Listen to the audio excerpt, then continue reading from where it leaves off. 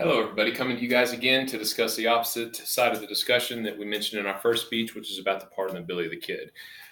Like I mentioned in the first segment of this speech, I felt that he earned the pardon, and I listed several reasons why. First and foremost, just simply the fact that he held true to his word and testified like he had promised the governor, and then, in fact, was shortchanged on the pardon, like we discussed in the first speech. But I'd like to kind of flip the script a little bit and take a different perspective of this and look at this from another angle.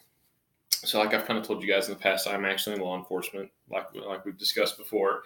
So, for that reason, even though in the first segment of this speech I talked about how Billy the Kid had earned his pardon and how it's warranted and just, I kind of have to also take issue with the fact that ultimately Billy the Kid was was promised a pardon for killing a police officer, which obviously sets very, very wrong with me. Regardless of the circumstances, we can debate all day long whether or not he was a dirty cop, whether or not he was being paid off, whatever the case may be. He's still a law enforcement officer, and we still have to look at the fact that that's not right under any circumstances. Secondly, which is even more critical to me and what actually played a part in Governor Bill Richardson's decision to not pardon Billy the Kid, is the fact that you have to look that after Billy the Kid did not get his pardon, he went back out on the trail. He continued to cattle rustle, which was obviously a crime at the time. And then he in turn was captured, escaped from jail, and ultimately this is kind of what sealed his fate for Governor Richardson as well as me, is he killed two deputies in the process of escaping from the Lincoln County Jail. Now, again, we can debate all day long about whether or not had he received the pardon that he was promised initially, should he have, would he have been in that position to have killed those deputies? Probably not, but either way, you can't split hairs like that. He was responsible for killing 3 peace officers total and 4 people altogether. History documents Billy the Kid's killings anywhere from 4 people. If you reference Frederick Nolan's Lincoln County War, he references it in page 214. All the way to up to 21 people, if you want to believe the legends and lores in Pat Garrett's Authentic Life of Billy the Kid, which was the first actual book that he wrote, or that was written about Billy the Kid shortly after his death. Pat Garrett credits Billy the Kid with killing 21 people. If you look at the numbers on that, and you look at the historical evidence that goes along with that, the numbers just don't compute. That was pretty much fabricated by his ghostwriter, Ash Upston, at the time, to try and sell stories and to romanticize the legend of Billy the Kid. But having said that, if you look at the actual numbers and the historical data, there is, without a doubt, 4 people that Billy the Kid is responsible for killing, 3 of which are police officers. And again, under no circumstances at any point in time is taking a law enforcement officer's life justified.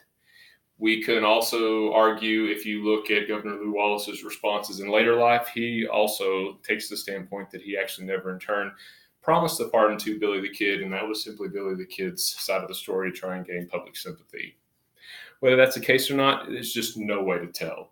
But having said that, there is no documented proof that Governor Lew Wallace actually promised Billy the Kid a pardon. There's no recordings. Obviously, there's no documentation. There's no written record on paper where Governor Lew Wallace actually promised Billy the Kid this pardon that he went on to claim that was owed to him. So for that reason alone, it's really hard to stand behind the thought that a convicted murderer and killer should get a pardon, certainly 130 years later. It just doesn't compute. On top of the fact that if you really stop and look at it, I feel like New Mexico was probably pushing this to try and boost tourism and try and bring more revenue into their state. So if all else aside, you have to fall back on the fact that he did kill 3 police officers, 4 people total, and you just can't look past that regardless of what political stuff lies behind it. So for that reason right there, I'm going to kind of take the opposite stance and say that ex-governor Bill Richardson was correct in his decision not to pardon Billy the Kid. He also, like I said earlier, based that off on conversations with family members and descendants that urged him not to pardon Billy the Kid because it set a bad precedence for things to come, which I agree with as well. So that's my opposite take on this argument. I can hold a serious conversation and discussion with anybody concerning both sides of the issue. I can debate both sides of the issues because I see reasoning behind both.